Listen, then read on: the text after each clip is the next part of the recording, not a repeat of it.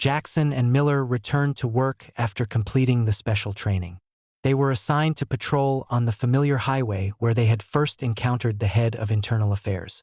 This was their first test to confirm their change. While patrolling, Jackson and Miller received information over the radio about a suspicious vehicle. They proceeded to the location, this time with more caution and professionalism.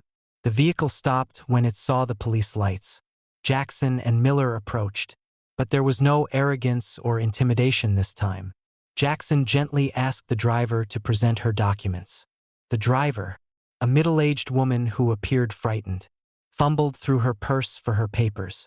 Miller stood nearby, noticing the worry on her face, and spoke in a calm tone. "There's no need to worry, ma'am. We just want to check to make sure everything is fine." His words immediately eased the tension. The woman looked at Miller with gratitude, handing them her papers without feeling pressured or afraid. After checking and verifying, Jackson returned the documents to the woman and said, "Everything is fine, you're free to go. We apologize for the inconvenience." The woman smiled, thanked them, and drove off. Miller watched the car disappear, feeling relieved. They had handled the situation perfectly, proving that they had truly changed. After their patrol, Jackson and Miller returned to the police station. Over the following weeks, they were assigned various duties, from neighborhood patrols to assisting at community events. What surprised them was gradually noticing a change in how the community treated them. During one patrol in the neighborhood, they came across a group of children playing soccer. The ball accidentally rolled into the street, and Miller quickly picked it up and returned it to the kids. A young boy looked up at Miller and said, "Thank you, officer." This made Miller feel touched. Previously, he had never received such friendliness from the community. Jackson and Miller also participated in a traffic safety workshop at a local school. They shared with the students about police work and the importance of following traffic rules. The children listened attentively and even asked many questions. A little girl raised her hand and asked Jackson, "Are you afraid when you have to face bad people?" Jackson smiled and replied sincerely, "I used to think I wasn't afraid, but actually, what I fear most is doing something that makes people lose trust in the police. My job is to protect everyone, and I want to always do the right thing." His answer received applause from both the students and teachers. One evening, as Jackson and Miller were on their way back after a shift, they suddenly received an emergency alert from the police station. A car was speeding and ignoring police orders to stop. Jackson and Miller immediately turned on their lights and pursued the vehicle. After a stretch of chasing, the car finally pulled over to the side of the road. Jackson and Miller stepped out of their vehicle and approached cautiously. As they got closer, Jackson recognized the driver as a man they had once unfairly inspected. The man looked at them with a wary expression. Jackson stepped forward, his voice calm and sincere. "Hello, sir. We don't want to alarm you. We need to check because your car was speeding." The man, after a moment's hesitation, handed over his documents without saying anything. Jackson and Miller examined the documents professionally, showing no sign of disrespect. After finishing the check, Jackson returned the papers and said, "Please be more careful with your speed. Your safety and that of others is most important." The man looked at Jackson for a long moment before nodding. Before leaving, he said, "I see you've changed. Thank you for that." Jackson and Miller exchanged a glance, feeling an indescribable emotion. It was not just relief but also a sense of pride for making the effort to correct their mistakes and gradually regain the trust of those they had once wronged. After months of hard work, Jackson and Miller had proven that they had truly changed. They had not only become better police officers but also trusted allies of the community. They were invited to a community meeting where residents could discuss security and safety issues in the area. During the meeting, a man stood up and shared, "In the past, I didn't have a good impression of the police, especially officers like Jackson and Miller. But today, I want to say that I've changed my mind. They not only do their job well but also show genuine respect and care for us. This makes me feel safer and more confident in the police force." Those words moved Jackson and Miller deeply. They knew that the path to change had not been easy, and there were times when they wondered if their efforts would be recognized. But now, they knew that every effort had been worthwhile. They had not only changed themselves but also helped change how the community viewed the police. At the end of the meeting, the head of internal affairs approached Jackson and Miller, placing a hand on their shoulders and saying, "I am proud of you both. You have shown that anyone can change, and that change can bring better things for the entire community. Keep working like this, for that is the true ideal of a police officer." Jackson and Miller looked at each other and smiled. They knew their journey was far from over, but they were willing to continue, with hearts full of passion and compassion. What they had experienced was not just a lesson in their job but a lesson in life, that anyone can change, and that respect, fairness, and compassion are the core values needed to build a better society. After the training, Jackson and Miller were summoned back to the police station for a meeting with the head of internal affairs. This was part of the post-training assessment process to review their progress and the extent of their change. The head of internal affairs wanted to hear directly about their thoughts, feelings, and commitments following their experience. Jackson and Miller entered the meeting room with a mix of anxiety and determination. The head of internal affairs sat across from them, his expression calm but his gaze sharp. He asked them to share what they had learned from the training. Jackson began, his voice subdued. "Sir, we have realized that fairness and respect are the foundations of police work. We allowed personal biases to influence our actions, and that was completely wrong. After the training, we understand that to truly protect and serve the community, we must know how to listen, empathize, and respect everyone, regardless of race or social status." Miller continued, his voice slightly choked. "We deeply regret what we did. We not only hurt you personally, but we also damaged the public's trust in the police force. We have learned to respect the value of each individual, and we commit to never repeating those mistakes again." The head of internal affairs looked at them for a long moment, his gaze softening. He nodded and said, "I appreciate your sincerity. I know everyone can make mistakes, but it's essential to recognize and change. I hope you will apply what you've learned in your daily work, not only to become better police officers but also better human beings." Jackson and Miller nodded, feeling a heavy weight lifted from their shoulders. They knew they had been given a second chance, and they did not want to waste it. After the meeting with the head of internal affairs, Jackson and Miller returned to their routine duties. But this time, they were no longer the same officers as before. They had changed both in thought and action.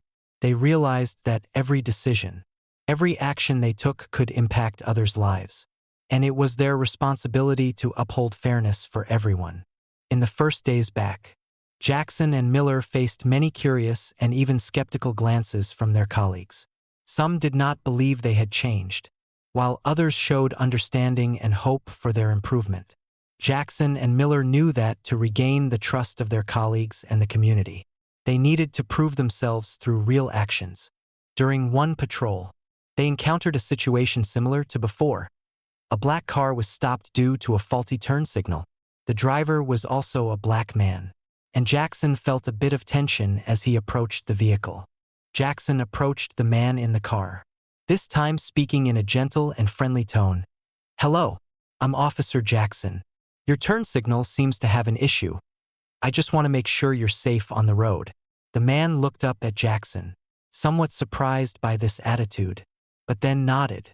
Miller stood nearby, observing and following Jackson's lead. He stepped forward and helped the man check the turn signal. Together, they identified the problem, and Miller even assisted in temporarily fixing it so the man could continue driving safely. The man thanked them sincerely. "Thank you for helping me. Honestly, I never expected the police to treat me kindly and professionally like this," he said with a slight smile. Jackson and Miller exchanged a meaningful glance. This was a sign that they were on the right path. Both felt pleased to have changed their approach. They understood that with each person they helped, they were contributing to rebuilding the community's trust. After a few weeks back at work, Jackson and Miller began to notice a distinct difference. The greetings from people were no longer cold. Instead, they received nods and friendly smiles. Each time they stopped a car, they approached with a spirit of assistance rather than imposing control. One morning, while Jackson and Miller were having coffee at a small shop near the station, they unexpectedly ran into the man they had once caused trouble for, the head of internal affairs. He walked into the shop, recognized them, and approached. "Hello, gentlemen." The head of internal affairs greeted them with a smile. "I've heard about the changes in you two over the past few weeks. I want to say that I am very proud of you." Jackson and Miller felt moved. They knew these words were not just simple praise but a sign that they had truly changed. The head of internal affairs continued. "You've learned what it truly means to be a police officer, not only upholding the law but also protecting fairness and compassion." This story spread throughout the community. People began to view Jackson and Miller differently. They were no longer seen as arrogant, indifferent officers. Instead, they became people whom the community trusted and relied on. After the meeting, the head of internal affairs left, but his words echoed in Jackson and Miller's minds. Both realized that their transformation didn't just impact them personally. It also contributed to changing the community's perception and trust in the police force. Jackson looked at Miller, smiling slightly, and said, "We've come a long way, and I don't think I'll ever go back to who I used to be." Miller nodded, his eyes filled with determination. "Exactly. We've learned a lesson in humility and justice, and I want to keep it forever." Jackson and Miller's journey continued. But now, they were not just police officers. They were true protectors of justice, with hearts full of compassion and a commitment to change. Colonel Henderson ordered Jackson and Miller to stand at attention, looking at them sternly. "Do you know who this man is?" He pointed toward the head of internal affairs, who stood calmly. "This is the person who can decide your careers, and you've just made the situation worse than ever." The head of internal affairs looked Colonel Henderson in the eye and said, "I don't want to make a big issue out of this, but the behavior of these two officers is unacceptable. They violated protocol and damaged the public's trust in the police force. I expect that you'll take appropriate action." Colonel Henderson nodded, his gaze severe as he looked at Jackson and Miller. "You will both prepare a detailed report on this incident and submit it to me by tomorrow morning. Remember that every action you take has consequences. As of now, you are both temporarily suspended until further notice." Jackson and Miller felt as if the ground had fallen out from under them. Not only were they humiliated in front of the head of internal affairs, but they were also suspended, something no officer wants to face. They nodded quietly, not daring to protest. After the incident at the scene was over, Jackson and Miller drove back to the police station. Both were silent, not saying a word. The tension filled the atmosphere, and they knew that what happened today would be a lesson they would never forget. Miller looked out the window, feeling regret and shame. "We went too far," he murmured. "We let prejudice dictate our actions, and now we're paying the price." Jackson nodded, his voice subdued. "I feel the same. Honestly, we should learn to respect everyone, no matter who they are." What we did not only hurt him but also eroded the community's trust in us. They were silent for a long time, each reflecting on their behavior. They knew that if they wanted to continue in this job, they had to change, not only in how they treated others but also in how they thought. The next day, Jackson and Miller arrived at the police station with heavy hearts. They were instructed to write a detailed report about the incident, with each step clearly documented, from stopping the car to their words and actions. As they entered the office, they could feel the disappointment from their superiors and colleagues. Writing the report was not just an administrative formality. It was a way for them to reflect on themselves. Miller sat in front of his computer, typing each line with a heavy heart. He knew he had done wrong, and facing his own mistakes was not easy. After submitting the report, they were asked to meet with Colonel Henderson. He looked at them with a cold, unsympathetic gaze. "You both caused a serious incident, and I don't know if you're fit to continue working in the police force. You will be required to attend a special training course on professional ethics and human rights respect. If you fail to pass, you will have to leave the force." Jackson and Miller listened with bowed heads. Knowing they had no other choice, they had to accept the consequences and find a way to atone for their mistakes. After leaving Colonel Henderson's office, Jackson and Miller were taken to a special training room. This was where officers who had been reprimanded or made mistakes had to go to relearn professional ethics and the responsibilities of being a community protector. In the first training session, they listened to stories from people who had been unfairly treated by the police. These painful stories, full of lost trust in the police force, made Jackson and Miller feel deep regret.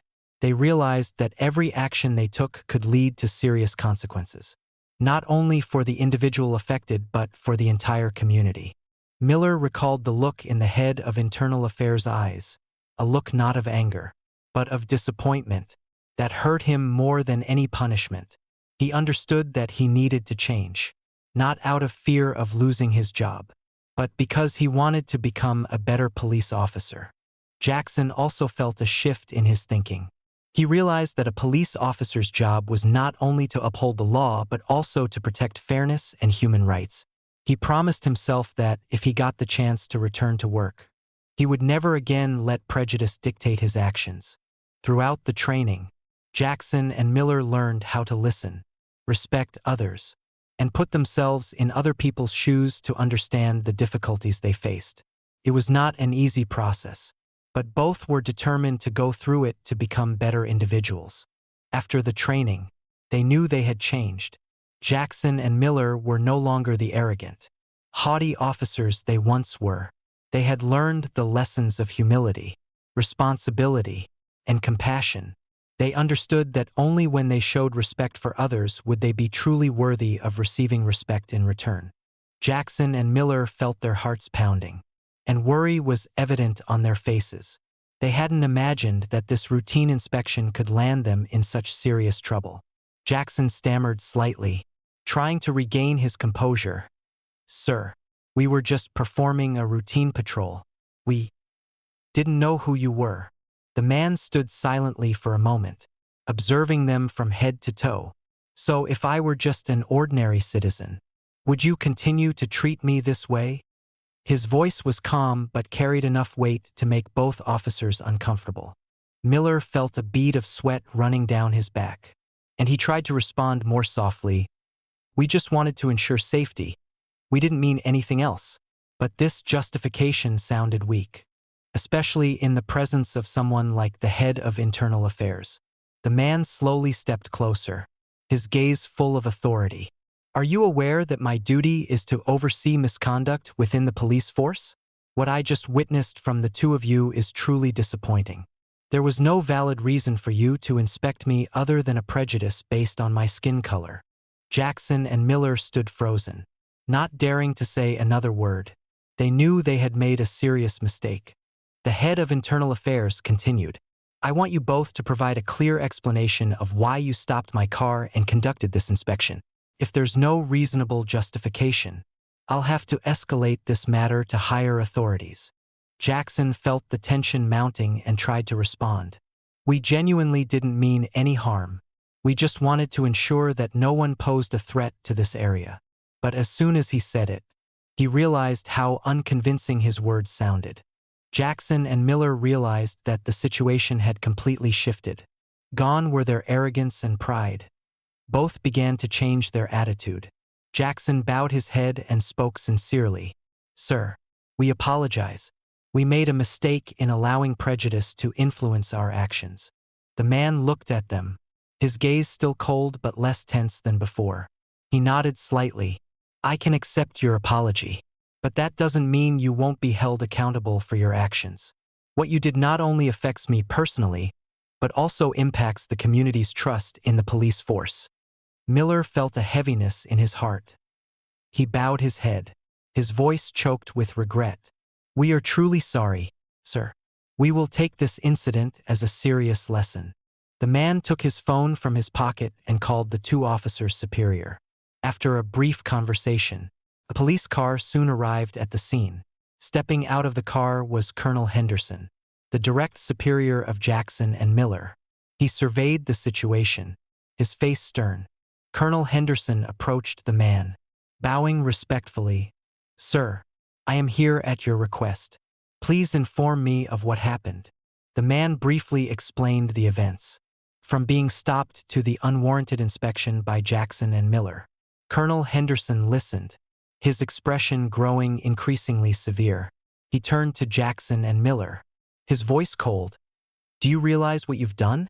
You've overstepped your bounds and acted unprofessionally, damaging the reputation of the police force." Jackson and Miller bowed their heads, not daring to look directly at Colonel Henderson. They knew that any excuses at this point would be meaningless.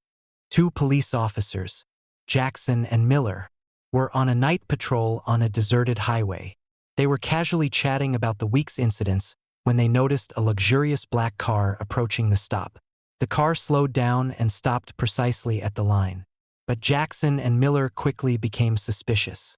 They looked inside and noticed the driver was a black man, dressed in an elegant suit. However, rather than evaluating him by his professional demeanor, Jackson and Miller fixated solely on his skin color. Jackson glanced at Miller and signaled his partner to conduct a check.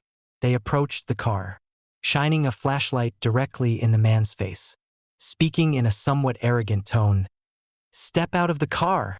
The man looked at them for a moment, then slowly opened the door and stepped out, showing no sign of fear or unease.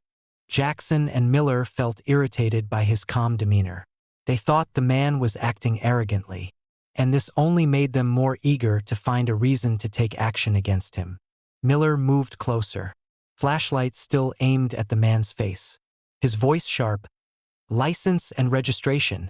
The man said nothing, simply taking his documents from his wallet and handing them to Miller.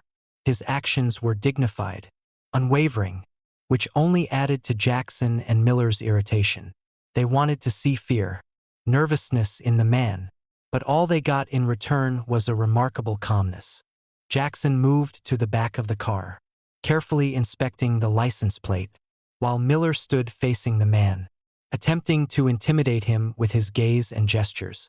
Miller stared at the man, deliberately prolonging the inspection, hoping to make him uneasy and catch some sign of weakness. Yet, the man remained steady, unshaken. "Where are you headed at this hour?" Miller questioned, his tone accusatory. "I have personal business," the man replied, short but polite. Miller was dissatisfied with the answer, feeling as though he was being dismissed. He turned to Jackson, signaling for a more thorough inspection. Jackson and Miller decided to ask the man to open the trunk for inspection. They had no legitimate reason, but they believed this could help them find something suspicious.